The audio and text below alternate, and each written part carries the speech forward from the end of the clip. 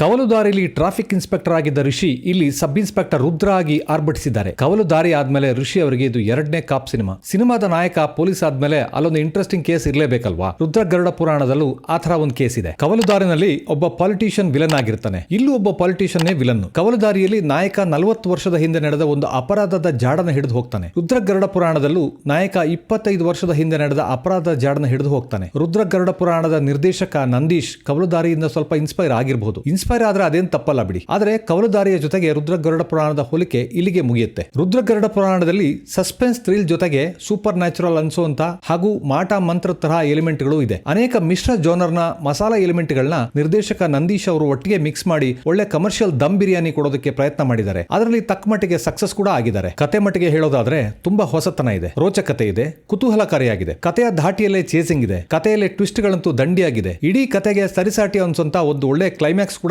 ಕೊನೆಗಿದೆ. Sub inspector Rudra ನೊಂದವರಿಗೆ ನ್ಯಾಯ ಕೊಡಿಸೋದಕ್ಕಾಗಿ ಕಾನೂನನ್ನೇ ಮೀರೋ ಕಾಲರುದ್ರ. ಒಳ್ಳೆ ನಳ್ಳಿ ಬಿರಿಯಾನಿ ತಂದ್ಕೊಟ್ರೆ ಕುದುರೆ ಲದ್ದಿ ಕಾಂಟ್ರಾಕ್ಟ್ ಅನ್ನು ಕೊಡಿಸೋ ಉದಾರಿ ಕೂಡ. ತಾನು ಅಪರಾಧಿಗಳ ಪಾಲಿಗೆ ನರರಾಕ್ಷಸ ಅಂತ ತನ್ನ ಮೇಲಧಿಕಾರಿ ಮುಂದೆ ಕಣ್ಣು ಮಿಟುಕಿಸದೆ ಹೇಳೋ ಗಂಡದೇ ಇರೋನು. ತನ್ನ ಈ ನಿಷ್ಠುರ ನಡವಳಿಕೆಗೆ ಮೌಂಟೆಡ್ ಪೊಲೀಸ್ ಬ್ಯಾಂಡ್ ಕಂಪನಿಗೆ ಎತ್ತಂಗಡಿ ಆಗ್ತಾನೆ. ಕುದುರೆಗಳಿರೋ ಸ್ಟೇಬಲ್ ನಲ್ಲಿ ಕಾನ್ಸ್ಟೇಬಲ್ ಗಿರಿ ಜೊತೆಗೆ ಒಂದಷ್ಟು ಕಾಮಿಡಿ ಸೀನ್ಗಳು ಇದೆ. ಒಂದು ದಿನ MLA ದೇವಿ ಶೆಟ್ಟಿ ಮಗ ಕಾಣೆ ಆದ ಕೇಸನ್ನ ಗುಟ್ಟಾಗಿ ತನಿಖೆ ಮಾಡೋ ಹಾಗೆ ACP ಕೆಂಪಯ್ಯ ರುದ್ರನಿಗೆ ಜವಾಬ್ದಾರಿ ವಹಿಸ್ತಾರೆ. ಸಬ್ ಇನ್ಸ್ಪೆಕ್ಟರ್ ರುದ್ರ ಈ MLA ಮಗ ಮನು ಕಾಣೆ ಆದ ಬಗ್ಗೆ ತನಿಖೆ ಪ್ರಾರಂಭ ಮಾಡಿದಾಗ ಅವನು ಒಬ್ಬ ಕಾಲೇಜ್ ಹುಡುಗಿನ ಪ್ರೀತಿಸ್ತಾ ಇದ್ದ.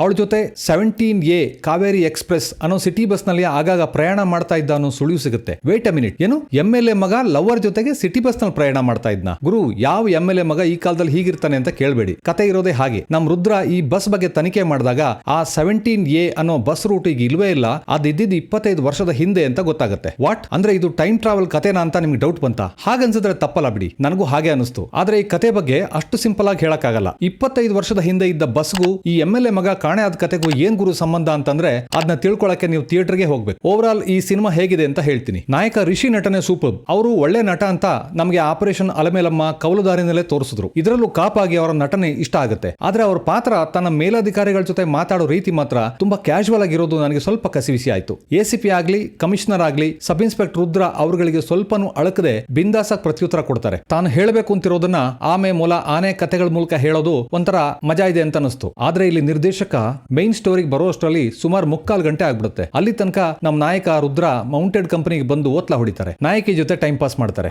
ಇಲ್ಲಿ ನಾಯಕಿ ಪ್ರಿಯಾಂಕಾ ಅವರ ಸ್ಕ್ರೀನ್ ಪ್ರೆಸೆನ್ಸ್ ತುಂಬಾ ಚೆನ್ನಾಗಿದೆ. ಅವರ ನಟನೆನೂ ತುಂಬಾ ಇಷ್ಟ ಆಗುತ್ತೆ. ಅವರು ಇಲ್ಲಿ ನಾಯಕನ ಜೊತೆ ಲವ್ ಸೀನ್ಗಳಿಗೆ ಮಾತ್ರ ಸೀಮಿತ ಆಗಿದ್ದಾರೆ. ಮುಖ್ಯ ಕತೆಗೆ ಅವ್ರ ಪಾತ್ರ ಏನು ಕಾಂಟ್ರಿಬ್ಯೂಟ್ ಮಾಡಲ್ಲ ಅನ್ನೋದು ಒಂದು ಚಿಕ್ಕ ಕೊರತೆ ಕಾಡುತ್ತೆ. ಒಟ್ಟಿನಲ್ಲಿ ಅವರೊಬ್ಬ ಪ್ರಾಮಿಸಿಂಗ್ ಹೀರೋಯಿನ್ ಅನ್ನಿಸ್ತಾರೆ. ಗಿರೀಶ್ ಶಿವಣ್ಣ ಮತ್ತೆ ಶಿವರಾಜ್ KR ಪೇಟೆ ಅವ್ರನ್ನ ನಿರ್ದೇಶಕರು ಇನ್ನು ಸ್ವಲ್ಪ ಚೆನ್ನಾಗಿ ಬಳಸ್ಕೋಬಹುದಾಗಿತ್ತು. ರುದ್ರನ ಮೇಲಧಿಕಾರಿ ACP ನಾರಾಯಣ್ ಗೌಡ ಆಗಿ ಅವಿನಾಶ್ ಸ್ವಲ್ಪ ಡೌಟ್ ಅಲ್ಲೇ ಅಭಿನಯ ಮಾಡಿದ್ದಾರೆ. ACP ಆಗಿ KS ಶ್ರೀಧರ್ ಅವರ ನಟನೆ ಚೆನ್ನಾಗಿದೆ. MLA ದೇವಿ ಶೆಟ್ಟಿ ಆಗಿ ವಿನೋದ್ ಆಳ್ವ ನಟನೆ ತುಂಬಾ ಸಪ್ಪೆ ಅನಿಸ್ತು. ಅವರು ಕ್ಲಾರಿಟಿ ಇಲ್ಲದೆ ಅಭಿನಯಿಸಿದ್ದಾರೆ ಅನಿಸ್ತು. ತುಂಬಾ ಪ್ರಭಾವಿ ರಾಜಕಾರಣಿ ಅಂತ ಮಾತಲ್ಲಿ ಬಂದ್ರು ಅದನ್ನು ತೋರಿಸುವಂತ ದೃಶ್ಯಗಳು ಕಾಣಿಸೋದೇ ಇಲ್ಲ. ಮಗ ಕಾಣೆ ಆದ್ರೂ ಅವ್ರ ಮುಖದಲ್ಲಿ ಯಾವ ನೋವು ಕಾಣಿಸೋದಿಲ್ಲ. MLA ದೇವಿ ಶೆಟ್ಟಿ ಹೆಂಡತಿಯಾಗಿ ಅಶ್ವಿನಿ ಗೌಡ ಅವರು ಅಭಿನಯಿಸಿದ್ದಾರೆ. ಅವರು ತಮಗೆ ಸಿಕ್ಕಿದ ಸ್ವಲ್ಪ ಸಮಯದಲ್ಲೇ ಉತ್ತಮವಾದ ಅಭಿನಯ ಮಾಡಿದ್ದಾರೆ. ಆದ್ರೆ ಅವ್ರ ಕಾಸ್ಟ್ಯೂಮ್ ತುಂಬಾ ಸಾಧಾರಣವಾಗಿತ್ತು. ಕೆಲವು ಸೀನ್ಗಳಲ್ಲಿ ಮೇಕಪ್ ಇಲ್ಲ ಅನಿಸೋ ತರ ಇತ್ತು. ಇಡೀ ಸಿನಿಮಾದಲ್ಲಿ ವಿಲನ್ ಯಾರು ಅಂತ ನಾಯಕನ ಜೊತೆಗೆ ನಾವು ಹುಡುಕಬೇಕಾಗುತ್ತೆ. ಒಂದು ಅರ್ಥದಲ್ಲಿ ಈ ಸಿನಿಮಾಗೆ ವಿಲನೇ ಯಾರು ಇಲ್ಲ ಅಂತ ಹೇಳ್ಬೋದು. ಯಾಕಂದ್ರೆ ಇಲ್ಲಿ ವಿಲನೇ ವಿಕ್ಟಿಮ್ ಕೂಡ ಆಗಿರೋ ತರ ತೋರಿಸ್ತಾರೆ. ಇಲ್ಲಿ ಖಳನಾಯಕನೇ ನೊಂದವಂತರ ಕಾಣಿಸೋದ್ರಿಂದ ಆಡಿಯನ್ಸ್ಗೆ ಹೇಗೆ ರಿಯಾಕ್ಟ್ ಮಾಡಬೇಕು ಅಂತ ತಿಳಿಯದೆ